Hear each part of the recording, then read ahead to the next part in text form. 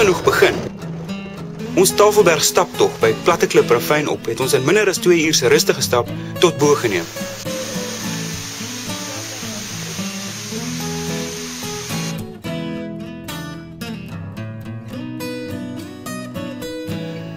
Maar met eens was ons nie net bo op Tafelberg nie, maar binne in 'n wolk.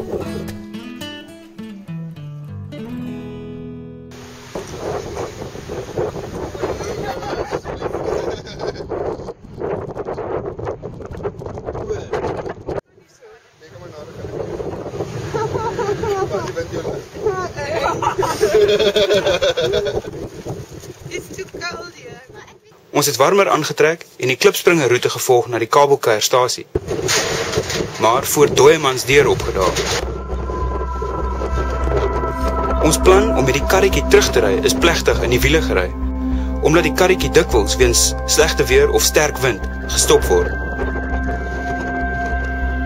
Gelukkig is die uitsig altyd die moeite werd, en die terugstap afdraand is maklik 'n halfuur vinniger as op. Net betyds vir middagete.